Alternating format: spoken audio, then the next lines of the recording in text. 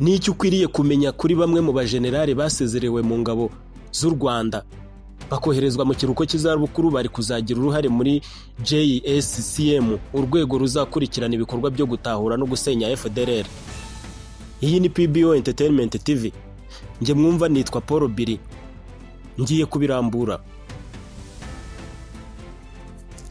Ndagaruka ku bajenerali batatu mu bajenerali 9 baheruka gusezererwa na Paul Kagame, ndetse nze no kugaruka kuri iki cyitwa JSCM, rukaba ari urwego ruzakurikirana ibikorwa byo gutahura no gusenya FDLR. Hari kuwa kabiri ku itariki 29 Nyakanga 2025 ku mugoroba, ubwo hasohokaga itangazo ry'icyemezo cyatangajwe n'ubuyobozi bw'ingabo z'u Rwanda rigaragaza abasirikare bakuru bagiye mu kiruhuko cy'izabukuru bafite ipeti rya generale ndetse n'abafite ipeti rya brigadier generale. Abo bose hamwe ni 7 bafite ipeti rya brigadier generale n'abandi 2 bafite ipeti rya generale, bose hamwe bakaba 9. Perezida wa Repubulika Paul Kagame akaba n'umugaba w'ikirenga w'ingabo z'u Rwanda yemereye abasirikare barenga 1000 barimo abari ku rwego rw'abajenerali n'abandi bafite andi mapeti kujya mu kiruhuko cy'izabukuru nk'uko amategeko abiteganya. Muri 2023 nibwo byaherukaga kuba aho abasirikare bafite ipeti rya generali bajya mu kiruhuko cy'izabukuru. Muri icyo gihe abakigiyemo ni General Retired James Kabarebe, General Retired Fred Bingira, Lieutenant General Retired Frank Mushyo Kamanzi, Lieutenant General Retired Charles Kayonga n'abandi.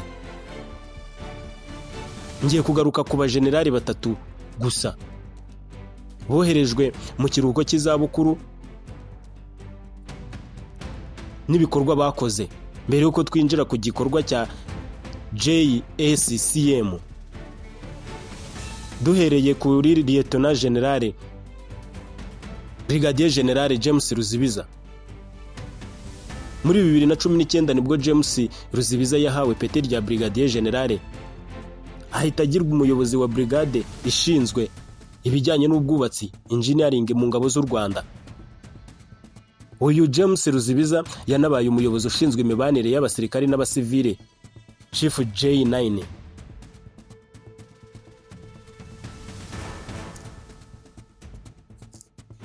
Brigadier General Nelson Rwigema we yahawe peti rya Brigadier General muri 2019. Yakoze inshingano zitandukanye harimo kuyobora diviziyo ya 2 ikorera mu majyaruguru, ndetse agirwa n'umuyobozi w'inkeragutabara mu ntara y'Iburengerazuba.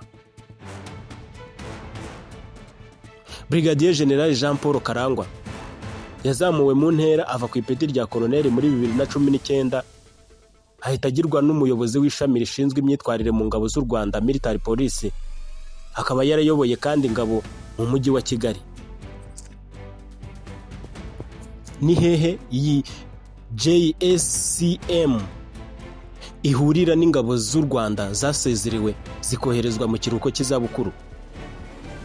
Aya ni amagambo y'impine mu Cyongereza avuga Joint Security Coordination Mechanism. Uru rukaba ari urwego ruzakurikirana ibikorwa byo gutahura no gusenya burundu FDLR muri Repubulika Iharanira Demokarasi ya Kongo. Rukaba ruzaba ruhuriweho n'u Rwanda na Repubulika Iharanira Demokarasi ya Kongo, kandi inzego zijyanye n'igisirikare zizaba zirurimo mu buryo butaziguye. Mu gusenya umutwe w'iterabwoba wa FDLR niyishamikiyeho no gukuraho ingamba z'ubwirinzi u Rwanda rwashyizeho, ni ingingo y'ingenzi mu masezerano y'amahoro u Rwanda rwagiranye na Repubulika Iharanira Demokarasi ya Kongo tariki 27 Kamena 2025. Bibifashijwemo na Leta Zunze Ubumwe za Amerika, ari nabyo Donald Trump yakomeje kwigamba ko yagaruye amahoro muri aka karere k'uburasirazuba. FDLR igizwe n'abarwanyi bari hagati y'ibihumbi 7 n'ibihumbi 10 ku makuru atangazwa. Muri Kamena, umuvugizi w'ingabo z'u Rwanda Brigadier General Ronald Rwivanga yasobanuye ko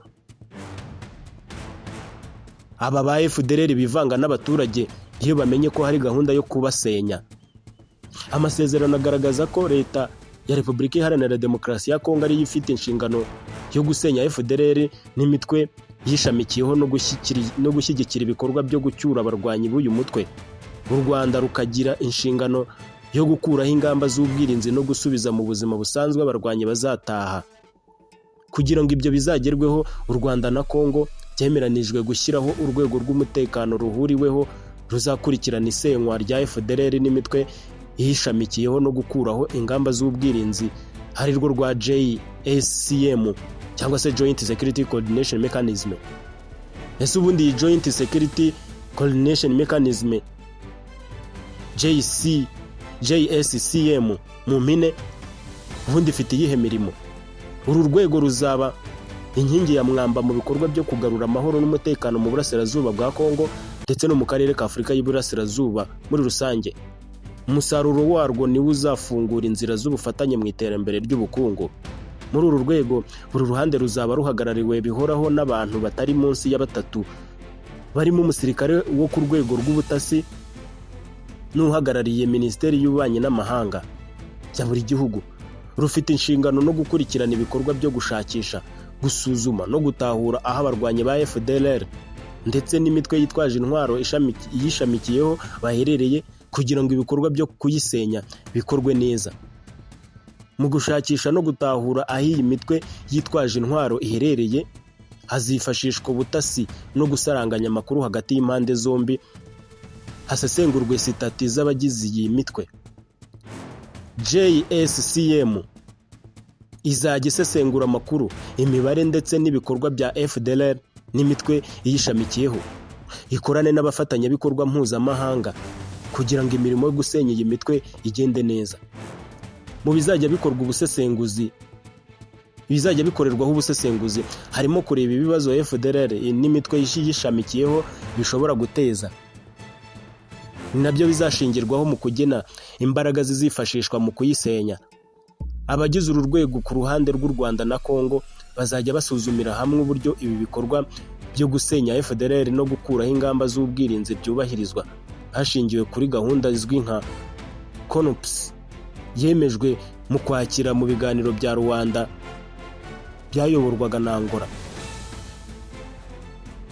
Amasezerano ya Washington asaba abagize uru rwego guhura buri kwezi, kandi niba inama ya mbere ibereye mu Rwanda bivuze ko iya kabiri izabera muri Repubulika Iharanira Demokarasi ya Kongo.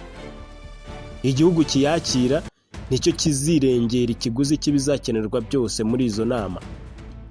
Buri uko habaye inama ngaruka kwezi hazajya hategurwa raporo y'ibyemejwe ishyikirizwa ibisirikare ku mpande zombi, ubutasi ndetse na za minisiteri. Abanyamuryango bahoraho b'uru rwego basabwa kujya bitabira buri nama bose uko bakabaye, kandi buri gihugu gisabwa gutoranyamo umwe uzajya avugana nabo ku rundi ruhande kugira ngo bategure gahunda igomba gukurikiraho. Minisiteri y'Ububanyi n'Amahanga ya Amerika iherutse gutangaza ko inama ya mbere ya JSCM yateguwe ubwo abagize komite ihuriweho ikurikirana ishyirwa mu bikorwa ry'amasezerano y'amahoro bahuriraga i Washington tariki 31 Nyakanga 2025. Minisitiri w'Ububanyi n'Amahanga n'Ubutwererane Ambasaderi Olivier Nduhungirehe nawe aherutse kubwira abadepite ko inama ya JSCM iteganyijwe kuri uyu wa 4 Kanama 2025, ariko ko yo izabera i Washington, izindi zikazajya zibera mu Rwanda na Repubulika Iharanira Demokarasi ya Kongo. Kugeza ubu iyi nama ya JSCM yabaye ku itariki 4 Kanama ntabwo biramenyekana.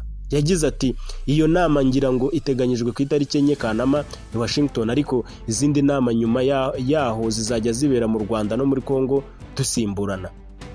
Ntizashyira ku murongo ibizakorwa. Ese Leta Zunze Ubumwe za Amerika zizajya zitabira izi nama za JSCM, cyane ko ariyo yagize uruhare mu guhuza ibi bihugu byombi no mu gusinya amasezerano y'amahoro. U Rwanda na Repubulika Iharanira Demokarasi ya Kongo byumvikanye ko Amerika izajya yitabira inama y'uru rwego nk'indorerezi, kandi kabihagarariwe n'ushinzwe ibikorwa bya gisirikare muri ambasade cyangwa se undi wese yahitamo. JSCM ishobora gutumira urundi ruhande rwaba leta cyangwa se umuryango kugira ngo rwitabire inama yayo, kandi ishobora kwakira ubufasha yahabwa mu rwego rw'amafaranga, ibikoresho cyangwa tekiniki. Biteganijwe ko imirimo y'uru rwego izarangira mu minsi 90, kuko nibwo biteganyijwe ko ibikorwa byo gusenya FDLR no gukuraho ingamba z'ubwirinzi u Rwanda rwashyizeho bizaba birangiye. Ni ukuvuga ibi bikorwa bigomba gukorwa mu gihe cy'amezi atarenze 3. Mu gihe bizaba birangiye, hazakurikiraho gahunda yo gushyira uburasirazuba bwa Repubulika Iharanira Demokarasi ya Kongo ku murongo mu rwego rw'umutekano. Iyo gahunda nayo ikaba izamara iminsi 30 gusa. Naha nsoreje, ndabashimiye kuba mwanteze amatwi. Njye nitwa Paul Billy. Iyi ni PBO Entertainment TV. Ciao.